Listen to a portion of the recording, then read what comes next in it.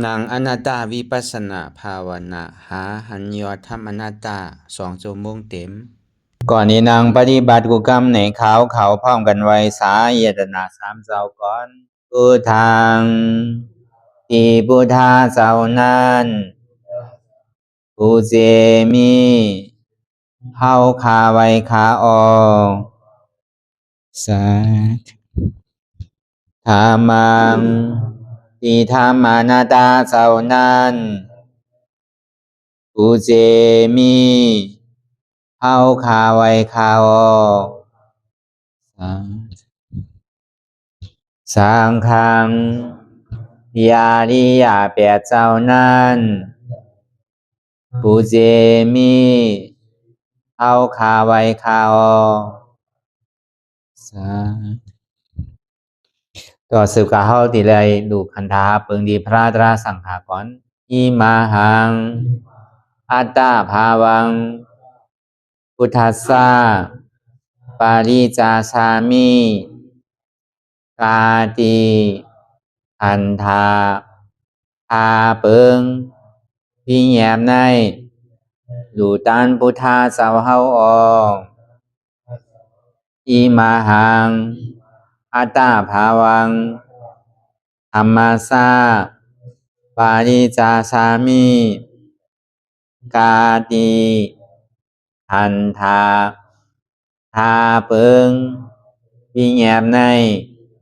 ดูตันธรรมะสาวเฮาออกอิมาหังอัตตาภาวังสังคัสสะปาริจาสามิ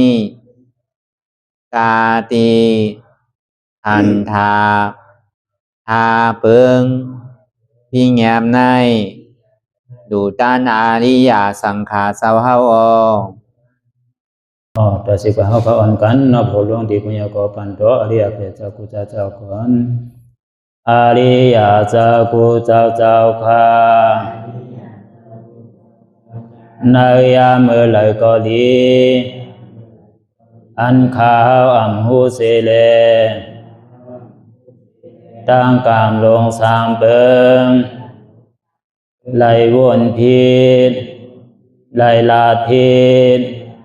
ไหลเหตุพินมาเจอนาน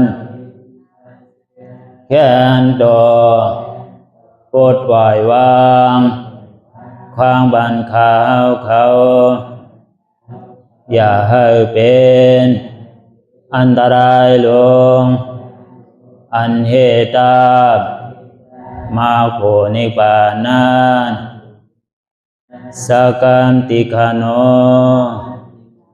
มโนกัมมังวสีกัมมังกายกัมมังแสมมุเรวนพิศลาปิตัวเอพิมาติอาริยะเจ้าภูเจ้าสวรรค์พ้นความไม่ถินไม่ใช่นำกองการนั้นขินในยามในจึงข้าวก็บินเสียสมมาเขาปวุนทีวิสิตาธรรมะตังโดอาริยะเจ้าเขาภูเจ้าสวรรค์พ้นความไม่ถินไม่ใช่นำกองการนั้นขินในยามในจึง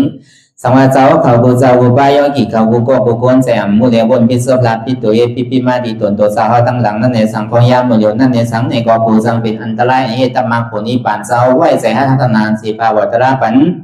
ยาได้เป็นอันตรายให้จำมาผลนิพพานตอนนี้กว่าวันตามเมื่อตาเฮจงกันอาหันทุกข้าทุกข้าเป็นอนัตตาเยาเดียวอนัตตาตาเปอัตตาที่วิจิกิสาเกลียสานั่นเลยมดสิ่งเก่งหายกว่าในภาวะสัตว์ในอังแผงมันคือเลยห้าไหวผลยันห้าขามปุยนิพพานก็เย็นขันภัยสกรรมหลวยตาเนาะสาธุ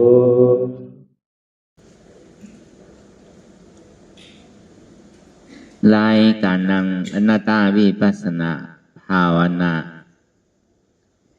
หานยอดธรรมอนัตตาในอตังสุดในก็เขานังขาไก่กุดขากว่าทับต่างขาซ้ายก็ได้ยำนั้นขาซ้ายทับต่างขาขวาก็ได้มือสองคอนต่างตักปยาไว้ตัวเขาซื่ออีบิเข่งอีบิย่อนยันปยาในเฮาลาผูเนอเปิดทุยานปิญญารับตาเนอปุดได้ญาณปิญญาอยากตัวที่มันนอวิญญาณธาตุใจที่อันเฮาหู้นั่นอันไหลเสียนนั้นในที่มันพูดบอกเกิดขึ้นเป็นมานั่นคือเฮาหมอวางเป็นอนัตตาไหลปองว่าคือเฮาปีกหู ปีกตาปีกหูหลังปีกศพปีกโต要เปิดใจอันเดียวปีกหูนั่นเป็นอย่างไรอย่าไปเอาเสียงเปลี่ยนเฮาได้ถ่อมได้ยินอยู่นั่นเสียงตั้งหลังปนมา要ก็เสียงอันปัจจุบันพองยามเหลียวเสียงอันอนาคตตั้งนานนั่นอันเท่าดีคึงปองตาดีเอามาถ่อมยินอยู่บอกว่าคือเขาปีกหูแปดเสียงเสียงเดียนมันเป็นอาโจทั้งนั้นนะเขาว่า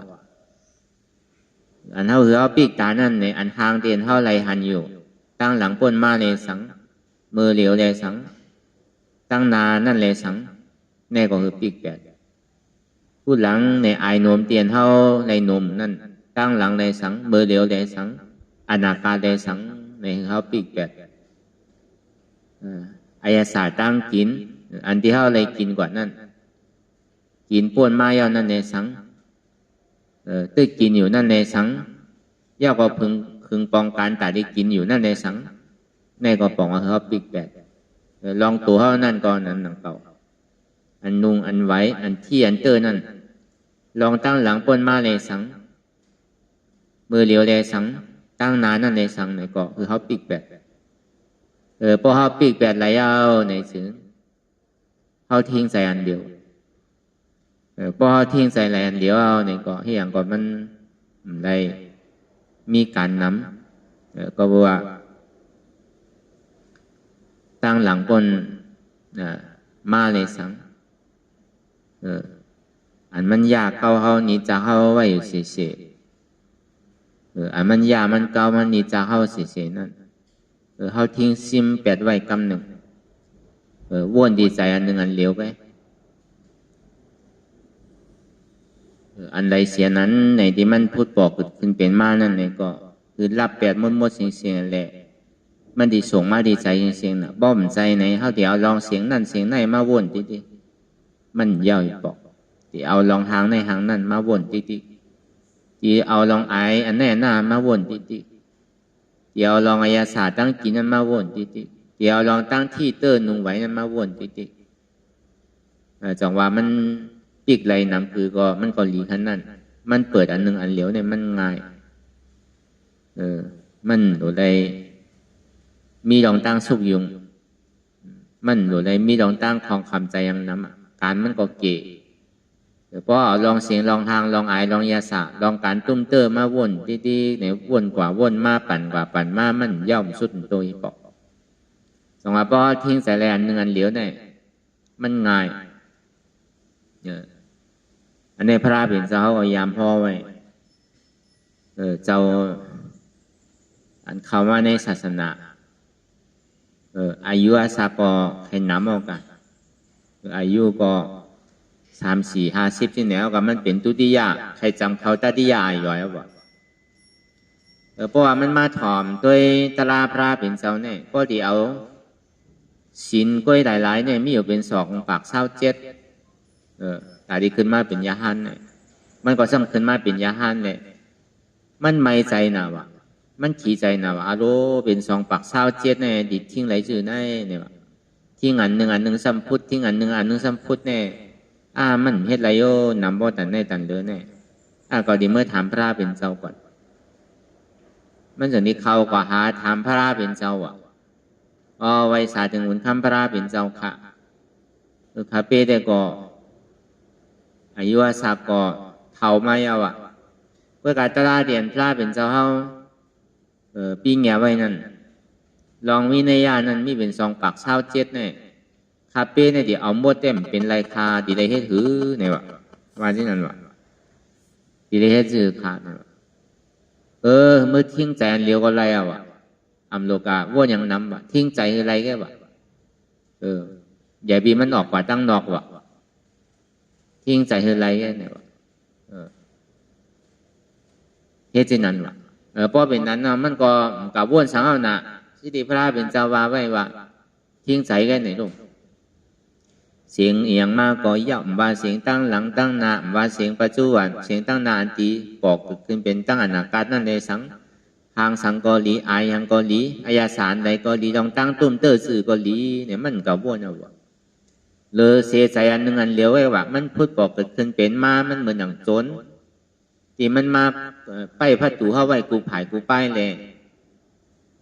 ไปโจรเข้าอยู่กูขิงกูข้าวยำนั่นมันกล่อมกับวนเอาวะดองนั่นน่ะมันตึงอยู่ในเฮิร์นมันนี่แหละทิ้งลองใจอันหนึ่งอันเลี้ยวไว้กับโลกับไม่ใจลองเสียงลองห่างลองอายลองยาสาลองการตุ้มเตอร์เลยทิ้งใจอันหนึ่งอันเลี้ยวไว้เนี่ยพอเป็นนั้นมาต่อถึงเมืองแรงมาเนี่ยก็ตกเป็นยาหันตาก่อนเดียวในทิ้งใจอันเดียวความดีอันที่เขาทิ้งใจอันเดียวด้วยการเฮ็ดง่ายเนี่ยมันก่อมเฮ็ดง่ายหน่อยก็มันเฮ็ดหยาบนะของว่ามันติดจับกับมาเอาถึงเอาหนักลองเสียงลองห่างลองอายอายาสาลองการตุ้มเตอร์ใช่ไหมมันดึงเอาลองอันไหนวนกว่าวนมาวนกว่าวนมาเป็นสังขารตะลายอยู่มันเป็นสังคตาธาตุเป็นสังขารตาตะลายอยู่ในเรื่องวนกว่าวนมาเนี่ยมันกึดหยาบนะวะจังว่าป้อพายเฮ็ดไรในทิ้งใจอันหนึ่งอันเหลียวมันใครเจ็บใครก้นใครขึ้นมากคือก็ห้อมหนึ่งพื้นต้มข่ายนางแลเจ็บมันดีเกิดไว้นางแลทุกข้าดีเกิดไว้เนี่ยก็ไปทิ้งใจอันหนึ่งอันเหลียวไว้ป้อเป็นนั้นมาเนี่ยก็ดีไรโทษบุญหนังเก่าอ่ะอันนี้มันมีเปลืองแตกมันหลายเจ้าเมื่อปานพระเป็นเจ้าเนี่ย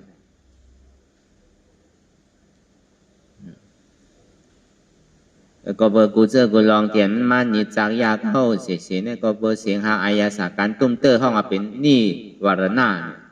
อันนี้มันต้องเข้าอยู่เสีย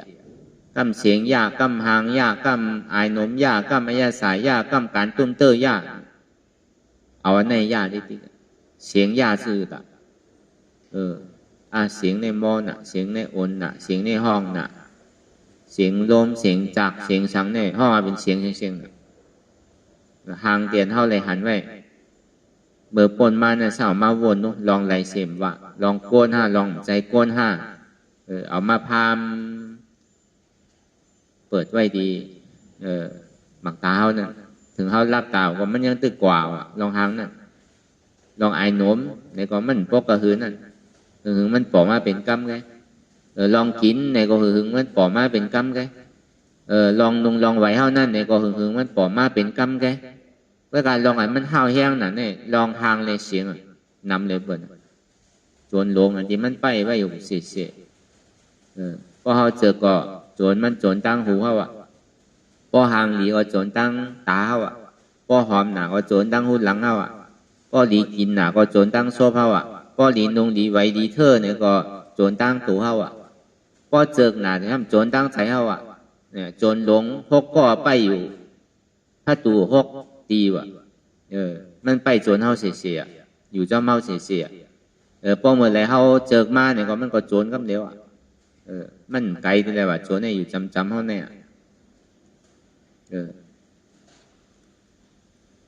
ก็เมื่อนั้นเมื่อนเฮ้าไปหันเจ็บไปหันตุกข้ามไปปองใส่เนื้อหน้าตาเตอเนี่ยก็วนดีลมเผยใส่เขาออกกันตั้งเขาเกิดออกตายเขาเป็นออกลูกป้องเกิดเวียบตายในอ่ำใจว่าเฮือเอาตัวดอกหลอกหลายๆแกเฮือเอามีหยานตั้งหันจือใจหยานตั้งวนจือใจหันเฉพาะที่มันนำอู้เปิงได้เอาตั้งแต่ชื่อโหต่อไปกินได้มีอะไรฟองหลานในที่ว่าเป็นเฮามีเฮาเตียนเฮาเปิงพองำที่สังไรในเขาเย่าออกก็มไรออกเย่าเนี่ยเข้าก็มไรปองเย่าเนี่ยเวียบก็มไรเวียบเย่าเนี่ยปองขึ้นในก็มไรสองว่ามั่นใจตัวของเฮาเต้เนี่ยเพราะมันเป็นของเฮาเต้ในเฮาถูกที่อุบเปิงพองำที่สังไรอยู่ย้อนไปว่ามั่นใจตัวเฮาเนี่ยเลยเฮาจังดิมอุบเปิงพองำที่สังไรมันเป็นอนัตตาอายุอยู่ใจพ่วงใจปิวว่นลึกว่นเหลือเป็นเลิงเป็นเล่างุนงิดอยู่หยาบขึ้นขั้นคานใจจ้าแจมดีว่นตั้งหลังป่องตั้งหนักกำพยาวก่อมโบนสัง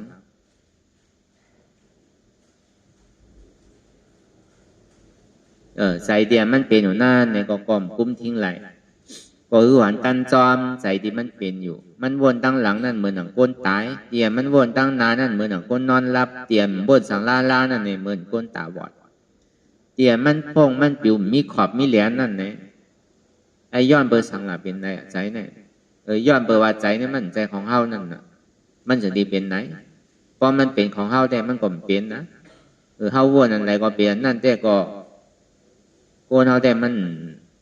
หนูตุกข้ามหนูเท่าหนูเป็นหนูตายก็เบอร์มันเป็นไรแหละจังว่ามันใจเฮาเนี่ยก็ในสามมาในบางขิงบางข้าวบางย่ามเนี่ยก็เปี่ยวมนเซ่อยิ้มโคบางขิงบางข้าวบางย่ามเนี่ยก็ขี้ใจมองใจมันดีใจหุบใจให้ให้ห้องให้ธรรมดาของโลกรอบข้านั่นอันเปี่ยวอันมนเซ่อเนี่ยใครก็ใครไรใครก็ใครหาใครก็ใครย่างเพื่อกันมันเปี่ยวอันปอมันแจ๊กมันใจเปี่ยวอันเต้อันมันดีเปี่ยวดีมนนั่นอ่อนตั้งเหมือนดีเปี่ยวดีมนนั่นมันดีเฮือก็คือเหตุการณ์มาตึงเดือนตึงปีเหตุการณ์มาถึงต่อโจสุดปันพอมาเปี่ยววันเดียวเหมือนคนเหตุการณ์นั่นน่ะลองตั้งเปี่ยวเขาเนี่ยมันจะว่าเปี่ยวธรรมดาเนาะมันเปี่ยวเสียงเงินเสียงคำน่ะเปี่ยวเสียงหวาเสียงแห้งน่ะอันเหมือนเท่าดีเปี่ยวเนี่ยเท่าไรเฮือไรมอยเท่าไรเหตุการณ์เหตุงานเต้นั่นน่ะเฮ็ดเป็นวงเฮ็ดเป็นเลินเฮ็ดเป็นปีมันก็การเหมือนกันน่ะเฮ็ดวันไหลกลุ่มวันนั่นป้อมเฮ็ดก็บะอันนี้ก็มีมันก็เฮ็ดวันไหลทั้งกลุ่มหมู่วงหนึ่งในก็มีมันก็เฮ็ดวันหนึ่งทั้งกลุ่มเลินหนึ่งในก็มีมันก็เฮ็ดวันหนึ่งกลุ่มปีหนึ่ง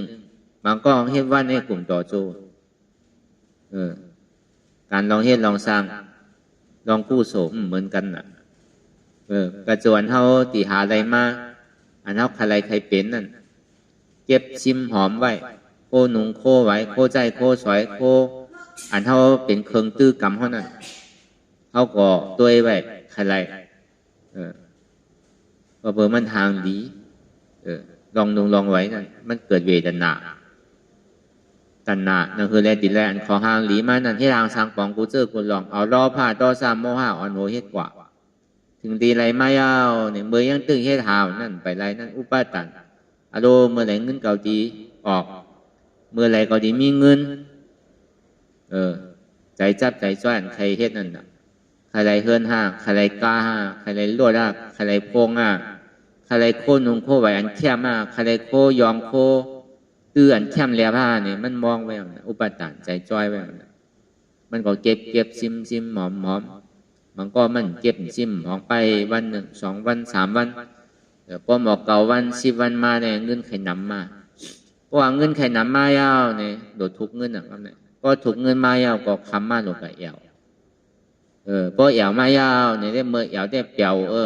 กาพ่อนหุ้นโคนั่นก็พอเมื่อผูกมามัวดาวเงินมีเสียงอันน่ะโดยเหตุการณ์ทางอันเปียวเนี่ยมันเปียวอันหลอกอันแลนน่ะเปียวโจเก็บโจข้าวมันเปียวเต้กวนเอากำนำได้เป็นนั่นอันเฮ็ดเฮ็ดน่ะป้อย่อยใครป้อย่อยป้ไหลแดดไม้ก็ไหลเฮ็ดกัดหนาก็ไหลเฮ็ดกระโจดีไหลเงินมาน่ะก็ไหลมาก็ไก่แอวขึ้นเดี๋ยวว่าต้องมีซ้ำขึ้นเตะเฮ็ดใหม่ทางเมื่อนั่งอันเท่าเป็นก้นกาก้นขายว่าที่นั่นน่ะขายพักขายเข้าขายสังหัวจอมกาจอมสังก็ได้บอกกับหันโคหางหลีนะครับตาในปักไว้เอาน่ะเก็บซิมหมอมเดือน1 2 เดือน3 เดือนก็ได้เหตุการณ์บอก3 เดือนไรเงินมากกับซื้อโคมาก็ได้พอซื้อมาบอกกับเหือมอกเดือน2 เดือนมาแน่อันใบห้ามออกมาทางซ้ำโดเฮ็ดโดหาทางน่ะเป็นที่ไหนน่ะอันซุกข้าวของเฮาเนี่ยมันโจเก็บโจข้าวกันน่ะโลดก็ยาวอย่างก็ยาวโคยองโคสังก็ยาวเฮาใครมีกามใหม่ใครมีโลดใหม่โลดตึกออกใหม่มาเนี่ยเฮาเก็บซิมหอมพอไหลเงินมากะซื้อโลดมาเนี่ยพอซื้อกะซื้อมาขี่มาในห้ำขี่ก็ขี่มาห้ำเก่าน่ะอันใหม่ห้ำออกมาทางเนี่ยซ้ำคะแนนใหม่อันเปี่ยวอันบนก้นล้อก้าเนี่ยมันเป็นที่ไหนแก่น่ะเปี่ยวจ้อมโคนุงโคไว้เปี่ยวจ้อมโคยองโคใส่เปี่ยวจ้อมโคใจโคสอยเปี่ยวจ้อมอันคับอันขี่มันเปี่ยวจ้อมมาโยงกับมาโกงก็หนักเปี่ยวจ้อมเสียงจ้อมหางเปี่ยวจ้อมอายจ้อมอายาศาสตร์เปี่ยวจ้อมตูที่ไหนแก่น่ะมันเปี่ยวอันเต้มันเป็นอันสุขาเต้น่ะตีเต้มันในเวิงหลังมันเต้นั่นเงามันเต้นั่นกระโจมมันตีไรอันเปี่ยวมันได้มันตีตุกข้าก็หือ ถึงดีไรมาเฮ็ดมาเป็นเลือนเฮ็ดมาเป็นปีกระจายวันเดียวเยาวซ้ำขึ้นหนูสืบตุกข่าหนูป้องทางไปทางอารมณ์เหตุการณ์ก็อยากนะก็ลังไว้อยากไว้หรอเพราะเขามียามปียาอันเมียวเขาโดดเสียร้ายซ้ำเสียร้ายเมียวอันห้อมเสียร้ายเขาซ้ำเสียร้ายก็ลังไว้อยากเพราะเฮียงเหตุการณ์เลยเอาปียาเหตุการณ์มันเหมือนกันนู่นเพราะเขาหมอแจกคุณการมีการจ่ายการมีการเฮ็ดการมีการจกก็เสียงหาใหม่กันเฮ็ดที่นั้นติ๊กมันดีกับสั่งถูกละมันก็ตุกข้าวติ๊กเก้นอ่ะก่อนตั้งตีไรก็ตุกข้าไหวเสียไรเอาก็ซ้ำตุกข้าอันไรเนี่ยมันไรมันเป็นจวนลงเอากว่าได้เนี่ยมันจะว่าไรว่ามันติไรตื้นในไรอันล่างเอามาทางกลมใจเนี่ยกำหนังเนี่ยมันเป็นที่นั้นเนาะเมี่ยวอย่างก็ยากเพราะเขาซื้อก่อนเนี่ยแต่ที่ไรน้ำแมดน้ำโตมันมีรู้มันเปลี่ยนซุ่มร้อนๆอ่ะเพราะซื้อมาในเมื่อผูกกับขายเพราะซุ่มน่ะมันใจจวนย้อนนั่นมันไปพัดตู่เข้าไว้อยู่ถึง6 ภายนั่น6 ภายเอามีอยู่12 ก้อกันน่ะจวนหลวงนั่นพัดตู่เสียงก็ไปพัดตู่หูก็ไปรู้พัดตู่ตาก็ไปพัดตู่หางก็ไปรู้พัดตู่หลังก็ไปพัดตู่อายก็ไปรู้พัดตู่ศพก็ไปพัดตู่อายาสานั่นก็ไปรู้มันอาไว้เสียน่ะพัดตู่การตุ้มเตอร์แลสังพัดตู่อันเตอร์อยู่นั่นแลสังเนี่ยก็ไปรู้พัดตู่ใจอันทับอยู่นั่นแลสังอันตาที่ทับเข้ามานั่นแลสังเนี่ยมันก็ไปจวนเข้าไว้อยู่เรียบาเต้มันเป็นจวนลง12 ก้อไปเขาเนี่ยเขาจังกับรอดมันหนาเพราะห้อมแดดเชียวเนี่ยตกล็อกมันดีๆก็เฮ้ยที่ไหนป้นเลินก็ป้นเลินกว่าป้นปีก็ป้นปีกว่าตายเป็นหลายๆถึงข้าวยามเปลี่ยนมาตายมาสำคัญนี่ก็นั่นนี่ก็นั่นนี่ปอนี่เมนี่ปีนี่น้องนี่เจอนี่เคอนี่ขุนวานเมืองดีว่ะที่อันที่ไหนว่ะเฮ้ยก่อให้มันนี่ก่อเสียงเอานะตีเต้มือตัวเจ้าเก่าตึกมีอยู่ตึกขาดีมือดีตึกกว่าอะไรมาอะไรอยู่เนี่ยอะไรก็เฮ็ดไว้อันไรก็บอกมาท่องว่าทรายนี่เก่าเดี๋ยวเอานี่ใหม่ว่ะนี่เก่าเขาเนี่ยทรายมดว่ะซ้ำขึ้นเดี๋ยวเอานี่ใหม่ว่ะซ้ำผักไว้ในมอหงค่ำว่ะเตียนมือพระเป็นเจ้าเขาเป็นนกเขียวนั่นบาที่นั่นเนาะแตนนี่เก่าทรายนี่ใหม่แล้วก็ผักไว้มอหงค่ำนั่นแตนนี่เก่าชื่อไหนพอเมเฮาเตียนเลี้ยงดูรุ่นลาวมานั่นเขากว่าไรมาไรปีกเขาก่อมเคียงซ้ำขึ้นตีไรตัวเขาวะไรรุ่นลาวเขาวะแตนนี่เก่าทรายนี่ใหม่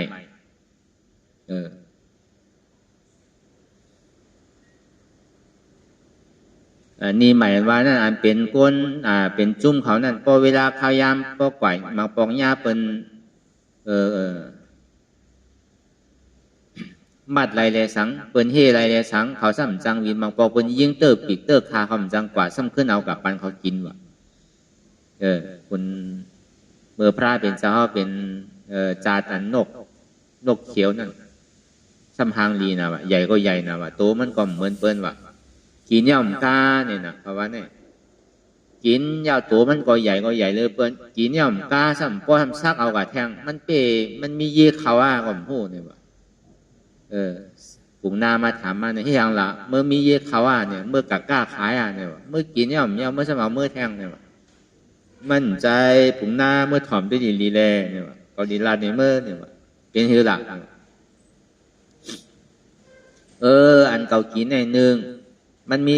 มีอาโจมันมันมีรองมันในเก่าเฮ็ดเนี่ยมีรองชื่อละ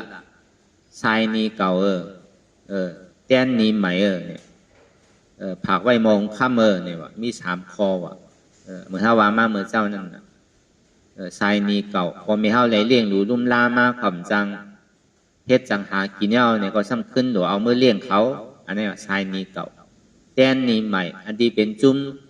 เหลียวกันเป็นเจ้าเคอเหลียวกันขำจังกว่าจังม่ามจังไปจังกะหาทางกล้วยเลยเอาเมื่อปันเขากินว่ะอันในห้องว่าทรายนี่เก่าย่าก็ผักไว้ดีมองคำเนี่ยว่าอันนั้นเก็บชิมไว้เมื่อข้าวยามมันมีมันสังมาเนี่ยก็ เหมือนหนังเขาตึกเล็กนกตึกเล็กอันจังหากินนั่นวะอันจังกวามจังหากินอันนี้ตึกจับต้องมีต้องห้าอันนี้ตึกเล็กอยู่แล้วจังกว่าหากินห้างกล้วยนั่นน่ะอันนั้นซ้ำหลบมันเขากินเนี่ยวะอันจ้ามีลูกมีล่างอันจ้ามจังกว่าจังไปนั่นน่ะในซ้ำขึ้นเฮ็ดกู้โสขึ้นนั่นน่ะตาดีผักไว้มองคำเนี่ยตาดีช่างเฮ็ดกู้โสจัดในตีไรจัดนานั่นน่ะเมื่อนั้นหนังเก่าว่ะกวนเอาเนี่ยก็อยู่ที่นั่นกว่าเขาก็หาอยู่ก็อยู่ป้นเดินป้นปีมาน่ะมันก็เป็นที่นั่นร่อนๆน่ะอันเขาหาอันมวนอันเปี่ยวเนี่ยมันหาอะไรกันนั่นกันน่ะมันหาปันอายงกรรมโกงมันหาก็มันไรเปี่ยวไรมวนไรเสื้อสาก็หือเป็นพ่อนั้นไม่เปี่ยวโจเก็บโจข้าวโจวันโจขึ้นก็ติดในตุกข้าอ่านโอวงโอเดินมันทางเฮ็ดที่ไหนตั้งนานนั่นก็เป็นนั่นหนังเก่าเมื่อดีเปี่ยวนั่นก็ตุกข้าย้อนมันถึงดีเปี่ยวมาโจขึ้นโจวันหายกว่าตั้งนานนั่นใน1 ปี 1 เดือนซ้ำติดในตุกข้าทางเนี่ยมันเป็นที่ไหนก่อนที่ติ๊กน่ะลองตั้งอันล้อกาอันว่าเปี่ยวในล้อกาเนี่ยมันมีเมื่อยาวเมื่อสุดเมื่อเติบสองพอมาวนตั้งนาตั้งหลังมันเนี่ยมันเป็นตุกข้าเสียงมันมีอะไรที่เป็นสุขข้าทวาร่ามันขึ้นไรเตะจองว่าเลอเสตราพระเป็นเจ้ามันมีไว้สปาทานังธรรมะตานังจินาติสปาราสังธรรมราสังจินาติ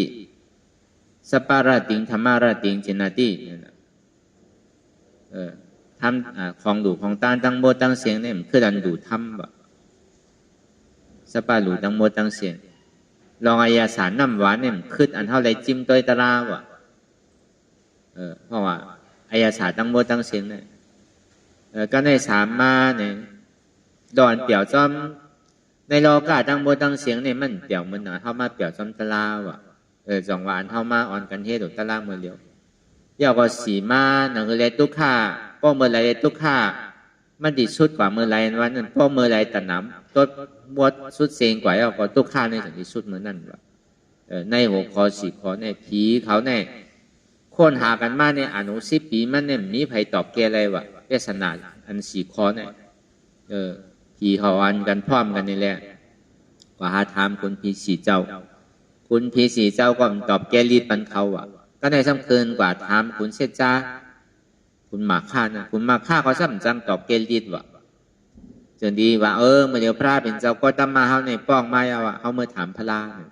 อันนี้เขาว่าลองตั้งลองดูตั้งโมตั้งเสียงแลสังอันไหลเตียนเมียดเลือเปิ้นแลสังอายาสาน้ำหวานอันไหลอันเข้มเลือเปิ้นเปี่ยวจ้อมันไหลเลยถึงดีเป็นอันเปี่ยวเตะเย่าก็อันตีตุกข้าดีสุดเสียงเกียงหายก่อนนี่เป็นอันไหลอันนี้เขาก็เฮ็ดกันอยู่กูวันน่ะทำตราเตียนเท่าไรห่อเนี่ยก็สัปปาทานังธรรมะตานังจินาติ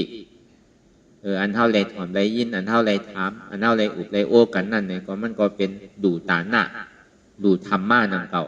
จะว่าดูเป็นป้าเป็นโอกแลดูธรรมะมันใจมันโดบอกกันเนี่ยคือเข้าใจนั่นเนี่ยบอกว่าดูธรรมะดูตราอันนี้ในแม่เหลือเปิ้ลมาลองสัปปาดูตั้งดูเนี่ยก็ในอันเขาไรจิ้มสังเมียวหรือก็ยาวว่ะตาดีอันเท่าไรจิ้มตะลาเนี่ยคึกเลยเปิ้นว่ะอายาศาสตร์ตะลาเนี่ยเข้มเลยเปิ้นว่ะอันเท่าเปี่ยวจ้อมสังก็ยาวมันเหมือนเปี่ยวจ้อมตะลาว่ะเหมือนเขามาเฮ็ดอยู่กันพองยามเหลียวนั่นคือเขามีใจงมจมถึงขิงขาข้าวยามมันมาเนี่ยก็อย่าไปโอนอย่าไปข้านคือเลยใกล้ประเทศกว่าคือเขามีดองตั้งงมจม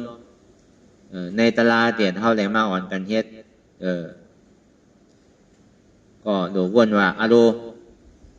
ปกติตันถึงเอาว่าในเป้เสียหลายถึงมีใจที่นั่นน่ะทางวัน2 วันก็ตีเย้าอโลปังตลาดเนี่ยเป้ดีเสียหลายคือเขามีใจที่นั่นไว้เสียผมใจว่ามุงบ้องว่าจำมาลอยๆเอาว่ะปวดมาหนำเอาว่ะทางวัน2 วันก็ได้ปอกเมื่อมุงบ้องอันติปองนั่นอย่าไปมันมีที่นั่นของพระเป็นเจ้าฮอไว้ว่าเปี่ยวจอมตะลาเนี่ยมันมี8เปี่ยวสัปปะเปี่ยวในเมืองผีเมืองสาง ในเมืองนาการในเมืองกันหล่นตานดีเปี่ยวจอมลองตลาดเนี่ยมีเมืองไหลวะแต่ดีขึ้นอันเปี่ยวจอมลองตลาดเนี่ยแล้วก็เบอร์นั้นน่ะตลาดว่าในซ้ำเป็นหือไว้เนี่ยมันมีอายะสามเหมือนชื่อไว้เนี่ยเฮาก็ให้ยังก็เย้าอย่างก็โหหลูเงามันแต่มันก็หยาบเมื่อหลูเงามันก็มันทุกข์ข่าพอเยื่นทุกข์ข่าอะไรเยื่นหยาบอะไรเนี่ยก็มันถึงที่สาเหมือนก้นกูบอกก้นเทาวันใกล้หลัดน่ะโอ้เต่าแลเยื่นเอาแลทุกข์ข่าเนี่ยเยื่นหยาบนิดนึงแลเฮ็ดสังกอโหลเฮ็ดเมยยังตึกเจ้าตึกเจียววายมาเทามาในติ่มไรทุกข์ข่าผมจะว่าเทามากกว่าไม่เฮ็ดมันคือเปิ้นนั่นน่ะลองการเฮ็ดการช้างที่ไหนก็เหมือนกันอ่ะโหลเฮ็ดโหลหาไว้เมื่อเฮายังตึงเรียกตึงหนุ่มเหมือนเฮาตึงมีหวามีแห้งในโหลคัดใส่หาไว้น้ำโอ้จากโคกของนั่นถึงเมื่อเฮาเท่าเฮาแก่มาเนี่ยมันดีไรปึงไรอิงเฮาดีไรเกินนี่ไรเหมือนหนังตะลานั่นก่อนหนังนั้นหนังเก่าอ่ำใจว่าเท่ามากไปหามใจหนุ่มๆเล็กๆก็มันโหลหาไว้เพราะมีขิงขาข้าวยำเนี่ยมันใจว่าเป็นตะลาก้นเท่ามันเป็นขึ้นกับขึ้นปานเฉยๆมันกึ่งเถิกอันเท่าบานลูกอ่อน10 ปีขึ้นกว่า7 ปีขึ้น10 ปี20 ปีขึ้นกว่าจะเนี่ยมันมีส่วนใดส่วนเป็นเหมือนกันเสี่ยงแล้วก็เมื่อนั้นตะลานว่านั่นจองว่าพอเขาเยื่นเจี๊ยบเยื่นทุกข้าอะไรเนี่ยก็มันก็ตีป่วนตั้งทุกข้าตีเกศสุดมันเนี่ยก็พอตัวกว่าว่วนว่างกว่าที่เนี่ยก็เจี๊ยบมันก็สุดทุกข้ามันก็สุดหรือเขาหมอห่มจมหับตอนเจี๊ยบเนี่ยมันเป็นตะลาก็เลยหันเจี๊ยบก็เลยหันเจี๊ยบก็นั่นหันตะลาน่ะก็เลยหันทุกข้าก็นั่นหันตะลาวะก็เลยหันตะลาก็นั่นหันพลาวะก็เลยหันเจี๊ยบหันทุกข้าหูทุกข้าหับทุกข้าก็นั่นหันทุกข้าหูทุกข้าหับทุกข้าก็นั่นหันตะลาหูตะลาหับเอาตะลาวะก็เลยหันตะลาหูตะลาหับตะลามันติดไหลตะลาวะเพราะมันไหลตะลามันติดทบพลาวะ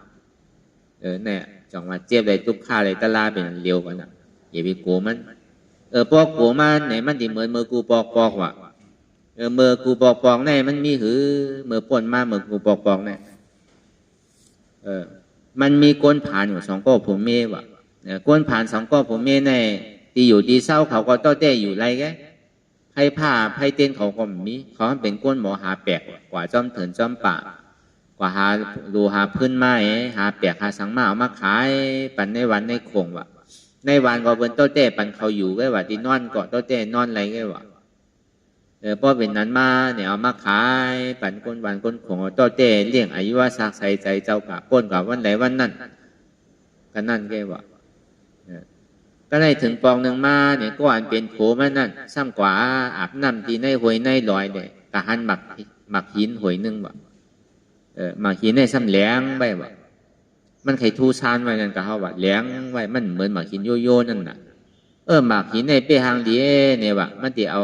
ปอกมาเนี่ยมันคือเมงสีตินแบบมาหินนั่นมันหางลีว่ะก็ในป้อมันเอาปองไม้เอาเนี่ยก็มันก็เอาวืดไว้ที่กองโหลมันนั่นน่ะพอถึงคำมาเนี่ยเขาก็ไตเปียกไอ้นอนแกว่ะตาดีไตน้ำมันไตเต้นเนี่ยย่ำมีกามันว่ะต้นเต้ไตเปียกไอ้พอเปียกสุดยาวเนี่ยก็เขาก็นอนน่ะก็ในพอนอนมาเอาเนี่ยถึงกลางคำมาเนี่ยต้องมันซ้ำเจ็บนั่นน่ะใครพายเบาว่ะนั่นก็ต้องมันเจ็บไข่พายเบาเนี่ยพอมาหันหมาหินเนี่ยเฮือน่ะหมาหินเลี้ยงอันเฮือไว้ว่ะหมาหินเนี่ยกลางคืนเนี่ยย่ำมีไผ่เนี่ยเลี้ยงไว้เนี่ยว่ะเปรีอามเนี่ยหมาหินหวยแน่เนี่ยมันก็ยาบไม่เลยอันดีคู่ไรแน่เดอเสบุญเจ้าแกเนี่ยว่ะมื่อกูปอกได้ก็เป็นอาโกบุญเจ้าน่ะอาโกปูแก่ปูก้างอาโกบุญเจ้าว่ะมีอย่างก็เป็นหาบุญเจ้าที่ว่าเมื่อกูปอกเนี่ยเมื่อก่อนเนี่ยมันก็สันดีเป็นตีวันนอกหน้าปากนั่นก็เข้าว่าก็เป็นนั้นเนี่ยมันกัดต่อยพัดตูก็มันก็คำเอาน่ะเนาะถ้าว่าบอก8 โมง 9 โมงที่ไหนเอากันตึกกันเขาไว้พระไล่แหละก็หารับนอนกันนอนรับดิมรับหลีนั่นน่ะบุญเจ้านั่นก็ห้องใส่ว่าเป็นไผ่เนี่ยว่าก็เป็นข้าวเป็นค้านี่เป็นไผ่ล่ะเนี่ย ก็คล้ายเป็นแน่ๆเนี่ยเป็นก้นผานั่นน่ะเขาห้องมันไอตุ๊กตานั่นน่ะเป็นไอผาหน้าไอตุ๊กตาเนี่ยอ๋อใจข้าวเนี่ยเมื่อมีอย่างเนี่ยข้ามีหมักหินไว้หวยนึงเนี่ยมันคือข้าวเนี่ยก็นั่นก็เจ้าฉาจ้องมาเปิดประตูก็มาเปิดประตูก็มาหันหมักหินนั่นใครทุซานได้ว่ามันเหมือนหมักหินต่างเจ้อนั่นน่ะไตไพ่ก็ยังเห่อนั่นน่ะหมักหินนั่นเป็นนั้นว่ามันก็แจ๊บตัดอะไรแบบบนเจ้านั่นก็ที่ไหนได้ดอกห้องปลูกก้างมากเนี่ยกับห้องปลูกก้างปลูกเก๋มากเนี่ยก็ในพอช่วงนั้นเจ้าสั่งเขาเมื่อห้องปลูกก้างมาที่จ้องน่ะครับนายวันวานก็เลยยินในมาจอมมวนว่ะจนกันมาจู่ที่จ้องเสียงว่ะพอมาจู่ที่จ้องเอาเนี่ยปลูกเก๋ทำด้วยนาบนเจ้าว่ะปลูกเก๋ก็มาเจเล่ก็มานะเจเล่ก็ทักเป็นบนเจ้าจากที่ห้องเจเล่นั่นพอตั้งในบนห้องเป็นผู้จานน่ะตึงปลูกก้างตึงเจเล่ตึงเจ้านางจ้องตึงก้นหวานก้นโขงก็มาแทบตัดกันมันเป็นหมากหินช้างในวันนี้พอมาแทบตัดกันเนี่ยปลูกเก็บไว้ในซ้ำตัวบุญเจ้าตึงเจเล่ตัวบุญเจ้าขาดทางในมันโย่ในหมากหินในวะมันโย่ชื่อละเจ้าเนี่ยวะมันโย่ชื่อละตะการเนี่ยวะมันเป็นหมากหินเพอเนี่ยวะเพราะอะไรยินเพอในโกนวะโกนแต่เอากูปอกเพราะอะไรยินเพอในเรียนกันว่ากับนายป้อมตั้นมันก็ป้อมตั้นเอาแคบดินว่ะบุญเจ้าก็ต้องเรียนต้องบุญเจ้าสั่งก็ต้องเรียนต้องเจ้าสั่งก้นหวานก้นสั่งเรียนกันหมดว่ะแต่อยู่ที่ไหนก็มีกับเขาว่ะขึ้นเหนือจ้องก็มีเรียนเข้าห้องก็จื้อก็มีเรียนกับเมียประสึงที่ไหนก็มีก็เบิ้งกูมาหินเพ้อว่ะที่เฮ็ดเหือในเนี่ยมันทำยับไว้น่ะมันก็กลัวเนี่ยตุ๊กตานั่นพอเป็นนั้นแต่มันสั่งถัวเนี่ยก็วืดโต๊ะควยไปแล้วเนี่ยว่ะแต่วืดโต๊ะควยไปเลยว่ะอีเต้มันเป็นเสียงคำหูมันใจมาหินเพ้อหินผ้ามันเป็นเสียงเหมือนหนังกันเข้ามาหนังตลาเนี่ยพอมันเจ็บมาอย่างห้ามกลัวกูเจ็บนั่นน่ะเข้าว่าเป็นมาหินเพ้อหนังเก่านั่นอีเต้มันเป็นเสียงห้ามหูพอมีเจ็บเนี่ยก็มันจังเอาอย่างเฮตลาพอมีตุกข้าในเดียวอย่างเฮตลานั่งก็นั่งติดเย็นๆที่นั่นก็เหมือนกลัวมันน่ะนั่งถึงวันนั้นมันก็โดดไล่ตลาเพราะมันหันเจ็บกลัวบางคนนั่งอยู่หลอกโวอยู่เหนือโวมันยังได้กินปอกันว่านั่นน่ะจังหวะถ้ามันนั่งเนี่ยอย่าไปกูเจ็บพอเขากูเจ็บก็มันเหมือนนั่งหมักหินเพิ่มมาเจ้านั่นน่ะพอเจ็บพอแกนพอตรงพอตอดมาอารมณ์คันใจน่ะเกาเจ็บขาเกาเจ็บมือเกาเจ็บตัวเกาเจ็บใจเกาดีขาดอันนั้นปองเอาหมักหินเพิ่มว่ะตีเต้เจ็บแกนตรงตอดนี่สารนี่มันเป็นเสียงน่ะพอตัวก่อนตีก็มันหายพอมันหายมันดีไรเสียงเหมือนนั้นวะอย่าไปไว้อย่าไปเอาใจเหมือนดังหันเสียงซะมาเป็นหมากหินเพ้อวะย้อนเปิดสังในเป็นนั้นเนี่ยเพราะว่าบุญเจ้าเงือเนี่ยก็เจ้าสั่งเจ้าจ้างในเงือเชียงวะมันมีดีผู้นำวะเพราะปลูกแก่วานเงือเนี่ยก้นวานในเงือเชียงวะมันมีดีผู้นำวะเพราะสิเลเงือเนี่ยก็ก้นของเงยชอบเชียงว่ะกูปองเนี่ยมันเป็นเช่นน่ะป้อในพุทธศาสนาวานเนี่ยป้อเอาคำสอนของพระราเป็นเจ้าวาเนี่ยแต่ก็มันพิษเปิงนะคำนำเนี่ยเจ้าฉาเจ้าจ้องเนี่ยมันก็ซ้ำทักลงไว้หนังเก่าโลกคำนำเนี่ยเป็นเจลีห้าเป็นปู่จานห้าเนี่ยพอเฮ็ดกว่าเฮ็ดมั่นจังเอาสังเฮ็ดเอาหนาป้อมจังเอาสังเฮ็ดเอาว่าตัวแน่เมื่อโดดไตเต้นเหยียดนาตีปังใหญ่ๆเมื่อตีมีจกมีลาบเมื่อโดดไตเต้นข้อโดดไตเต้นลาบโดดไตเต้นใหญ่ๆจากนี้มีลาบโดดไตเต้นไตอังที่ไหนนั่นน่ะมันแน่นำอะไรกันนั่นแกวะป้อมหูจักลองตั้งเส้นจานป้อมเห็นป้อมหูเข้าใจเตะปูเกว่านก็เหมือนนั้นดังเก่าป้อมหูลองตั้งมันก็ซ้ำกันนี่ว่าเป็นหมากหินเพ้อตีเต้ตัวเจ้าเก่าหันนั่นน่ะก้อมจังเฮ็ดชื่อนั่นน่ะมันเหมือนนั้นน่ะพอเขาหมอสั่งหมอสอนเนี่ยก็เอาเกิงกว่าติ๊กนั่นน่ะล้อเล่กว่าติ๊กนั่นน่ะคำสั่งสอนพระเป็นเจ้ามีชื่อเขาถูกดีสอนแมนวาแมนชื่อเขาหมอลาเนี่ยก็เฮ็ดกว่าเฮ็ดมากกันนี่เพียนในเฮ็ดปันโจจะตามเลียกว่าตั้งมันหมันแมนกับพิษผีลิ้นผีน้ำพิษผีหวยผีนั่นเนี่ยน่ะกว่าไก่เสียงดีๆซ้ำว่ากับพิษอันแน่นาวเนี่ยตีเตพอเป็นคนพุทธศาสนาเตพอหยุ่มยำเกิดดีพระ รายตนาตรายตนาสังขายตนาวันนั้นมันมีอะไรแต่ที่มาเฮฮับตับปันเท่าเลอเสทันถาเตียมันเป็นอยู่ของพระเป็นเจ้าก็ห่อไว้แตกๆเลี้ยงๆแล้วน่ะเท่ามากกว่ามันก็เป็นทุกขารู้เป็นย่อกาตั้งเจ็บตั้งไม่อันว่านั้นมันแต่ว่าเท่าก็เป็นโน้ดุมๆก็เป็นกำเนิดสุดก่อมปวดโน้ตั้งตายนั่นมีไผรอดอะไรน่ะลองตั้งเท่าเกิดเป็นตายหน่อยย่อกามังเสื้อมังเมียวในยาก็หายยาก็หายมังเมียวนั่นยาก็ตายยาก็ตายมังเมียวในป้อมยามันหายน่ะป้อมมันเอาตะลาเขาเขาใส่หยุ่มยำเกลือดีพระตราสังขารในตอนนั้นผีลูกผีพายมันจังเฮียอย่างเขาพวกนั้นดีหยุ่มยำตราพระสังขารหยุ่มยำมันกึมหยุ่มมันแน่น่ะเพราะเขาหยุ่มมากกว่ามันก็ใครจองเขาน่ะ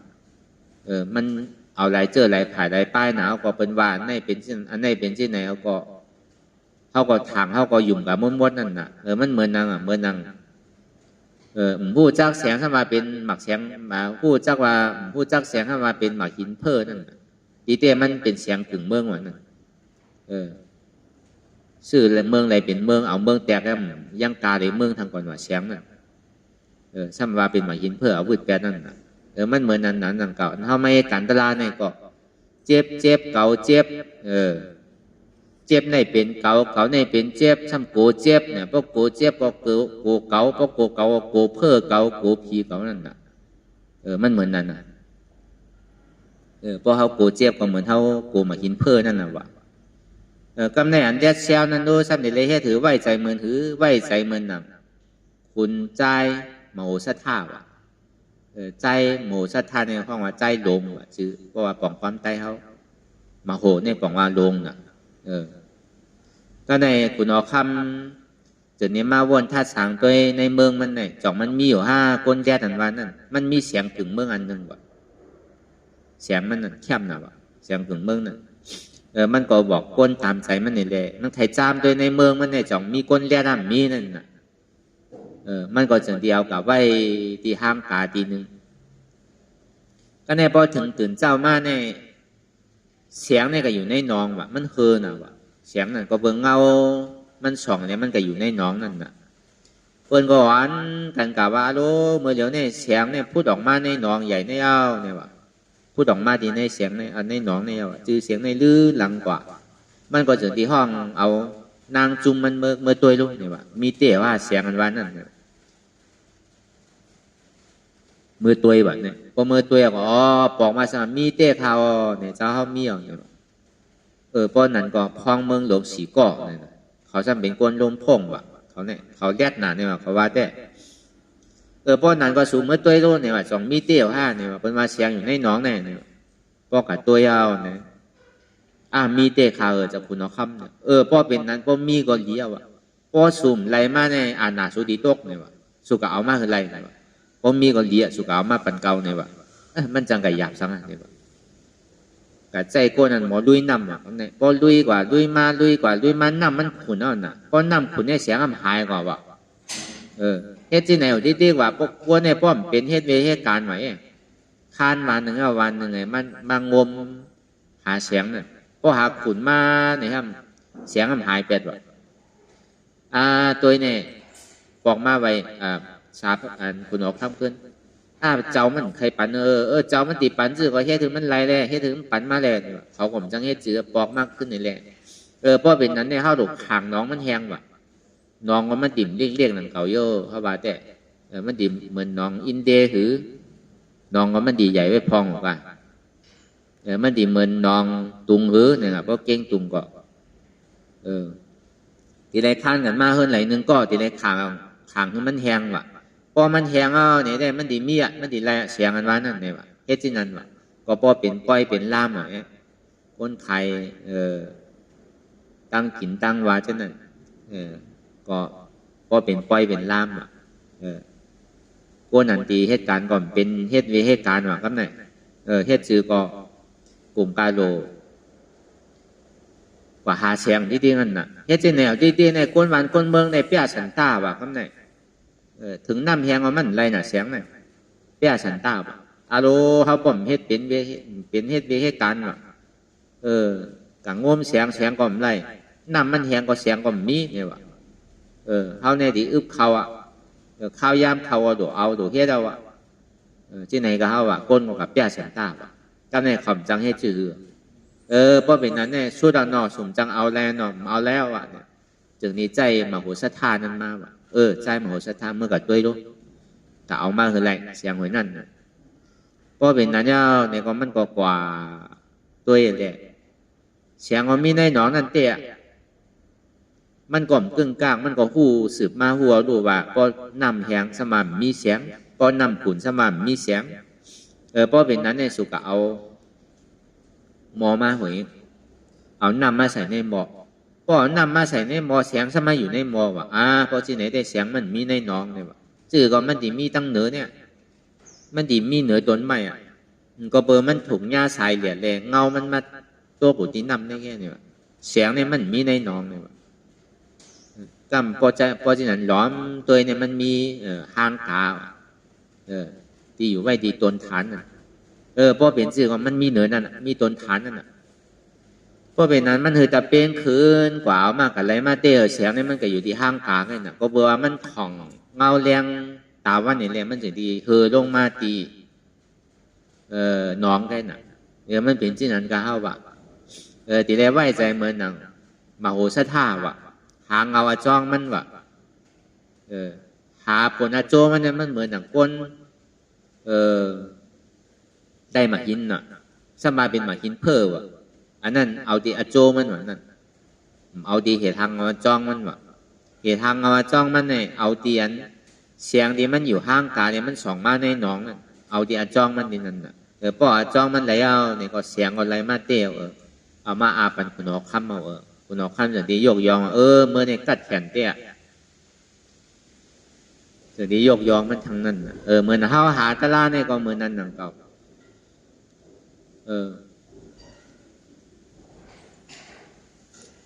ขาเจ็บนั่นน่ะโหเจ็บมือเจ็บตัวเจ็บใจเจ็บเก่าเจ็บนั่นดูเอาเก่าออกป้อมมีเก่าก็เจ็บก็หายโหเก่าเจ็บโหเก่ามีขาเก่าขึ้นขาเก่ามีแอวเก่าขึ้นแอวเก่ามีต้องเก่าเจ็บต้องเก่ามีใจเก่าที่ขาดใจเก่ามีเก่าเจ็บน่ะเก่านั่นก็มีมันเป็นอนัตตาอันนี้ก็เอาเสียงที่ห้างขาวก็กัดตัวที่เจ็บยาวเจ็บยาวเจ็บยาวแก่นยาวแก่นยาวแก่นยาวเหลือใจยาวเหลือใจยาวเนี่ยเหมือนหนังก็หันมาหินเพ้อว่ะก็เอาเดียโจแบบนั้นมันหลวเอาเดียจ้องเหตุทางเงามันแบบมันถึงดีเลยอโจมันแบบการรับดีเหตุทางเงามันแบบถึงดีเลยอโจมันเนี่ยถึงดีรับแปดก็เป็นนาจ้องมันเนี่ยมันเหมือนที่นั่นน่ะเหตุทางเงาจ้องมันน่ะเพราะมันหนังยาวเจ็บแกนโต้งตอดเนตรชานสันไว้คมไตสองวันเท่ามันหนังตะลาพองยามเหนียวในคือหันเจ็บแกนโต้งตอดเนตรชานสันไว้คมไตอันเจ็บแกนโต้งตอดเนตรชานสันไว้คมไตเนี่ยอู้เปิงไรอนัตตาอันหันอยู่ที่ตัวนั่นแหละสังอันหันอยู่ที่ใจนั่นแหละสังอันหันอยู่ที่เก่านั่นแหละสังอันหันอยู่ที่เจ็บนั่นแหละสังตัวเก่าก็มีอนัตตาใจเก่าก็มีอนัตตาเก่านั่นก็มีอนัตตาเจ็บนั่นก็มีอนัตตาพอเย็นที่ไหนเนี่ยเขาหาดีเหตุทางเราจ้องมันว่าก็เปิดมีเก่าแล้วเก่าใครหนึ่งใครพื้นใครโกใครก้านใครข้านนิดนึงนั่นก็เปิดเขามีลองตั้งอยู่ที่ด้วยว่ามีหูเก่ามีขาเก่ามีมือเก่ามีตัวเก่ามีใจเก่ามีเจ็บเก่านั่นน่ะพอเอาเก่าออกก็เจ็บนั่นก็หายกว่าเนี่ยเอาดีเหตุทางเราจ้องมันว่าจ้องว่าทำมีก็หันทุกข้าทำใจก็หู้ทุกข้าเป็นอนัตตาทำมีก็หันเจ็บทำใจก็หู้เจ็บเป็นอนัตตาในก็คือเขาวนยาวเขายามหนึ่งหึงอย่าปีบาไพ่อย่าปีบาเทิงเตียนเท่าหันเตียนเท่าวนเตียนเท่าวนเตียนเท่าหันนั่นหึงพอเพ่งเพียงกันวนต่อถึงเจ็บนั่นพอสุดวนต่อถึงตุกข้าพอสุดถ้าต่อถึงอัตตาพอโตพุทธขาดกว่าอันไรที่มันพูดบอกเกิดขึ้นมานั่นคือเขาพอหมอวนวางแต้มตัดเป็นอนัตตาไหน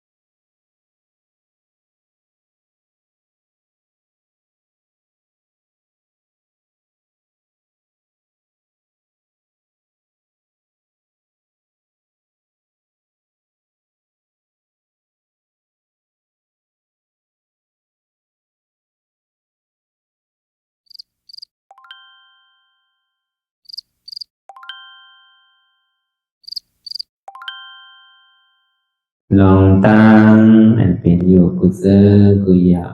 ย้ายข้องคำไว้ที่ใส่หูถอดถอนออกที่ใส่หูมันออกเสียงก่อน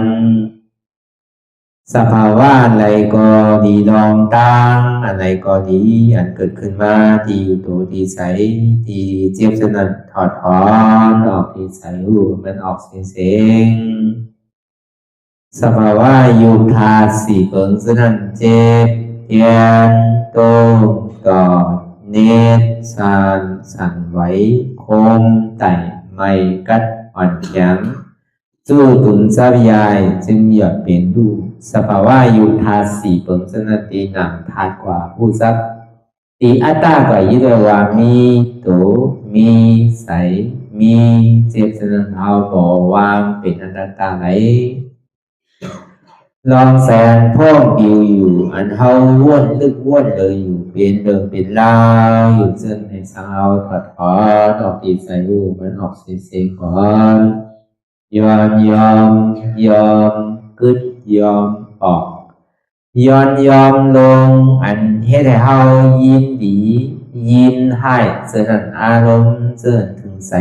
ถึงคอไว้ตีมันยืดไว้ตีมันเป็นทุกขานั้นควรปล่อยวางออกที่ใส่หูมันออกเสียงก่อนลองเสื้อเป็นทุกข้าเลยลองย้อนถึงใสหลายๆอย่างมันเกิดขึ้นมาตีตัวตีใสตีเจียบสนั่นควรวางย่อเสียงก่อนก่อยค่ายย้ายลายหนึ่งพื้น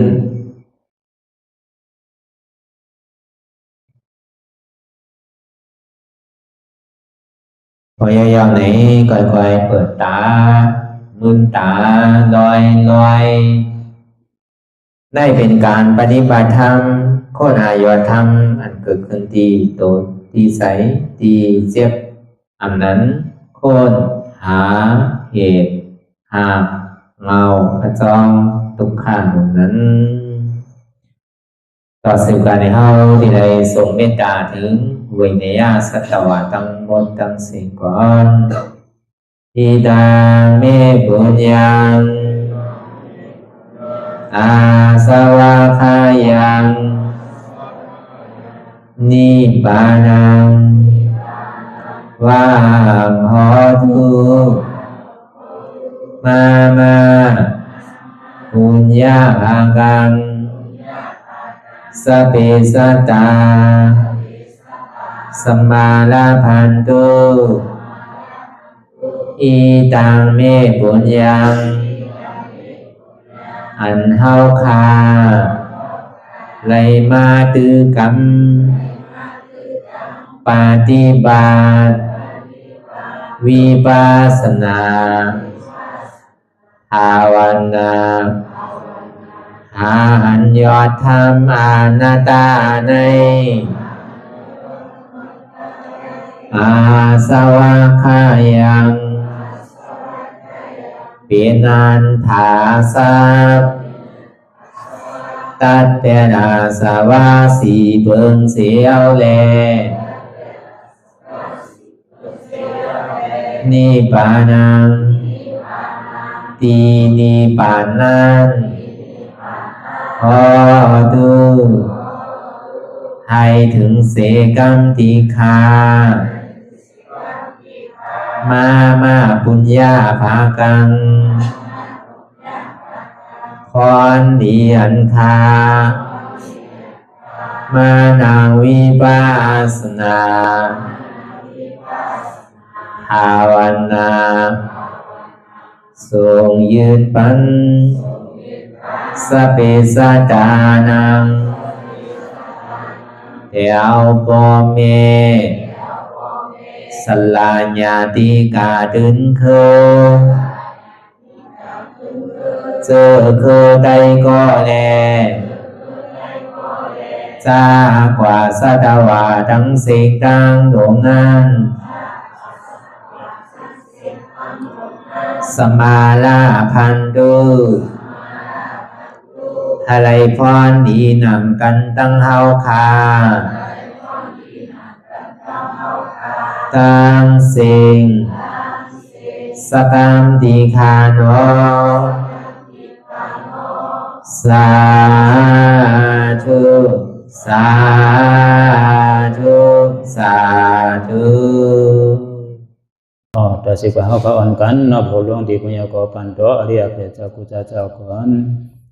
อริยเจ้ากูเจ้าค่ะในยามเมื่อไหร่ก็ดีอันข้าวอ่ำหูเสเลตั้งกามลงสามเปิงไหลวนพิษไหลลาดพิษไหลเหตุพิษมาเจอนานแค้นดอกปดไหววางความบันขาวเขาอย่าให้เป็นอันตรายลงอันเหตุตามาโผนิปานัน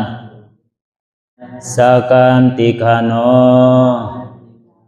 มโนกัมมังวสีกัมมังกายกัมมังแสมมุเรวนพิศลาปิตัวเอพิมาติอาริยะเจ้าภูเจ้าสวรรค์พ้นความเมตินเมสายนำกองการนั้นขินนิยามในจึงข้าวก็บินเสียสมาเขาปวุนทีวิสิตาธรรมะตังโดอาริยะเจ้าเขาภูเจ้าสวรรค์พ้นความเมตินเมสายนำกองการนั้นขินนิยามในจึงสังวาเจ้าเขาภูเจ้าภูบายอกิเขาภูก็ภูก้นแสมมุเรวนพิศลาปิตัวเอพิมาติตนตัวสาวตั้งหลังนั่นในสังพยามโยนั่นในสังในกอภูสังเป็นอันตรายเหตุมรรคผลนิพพานเจ้าไหวใส่ให้ทัศนานสีภาวตระปันยาได้เป็นอันตรายให้จำมาผลนิพพานตอนนี้กว่าวันตามเมื่อตาเฮจงกันหาหันทุกข้าทุกข้าเป็นอนัตตาเยาเดียวอนัตตาถ้าเป็นอัตตาที่วิจิกิสาเกลียสารนั่นเลยหมดสิ่งเก่งหายกว่าในภาวะสัตว์ในหางแผงมันคือเลยห้าไหวผลยันห้าขามปุยนิพพานก็เย็นขันภัยสกรรมรวยตาเนาะสาธุสาธุ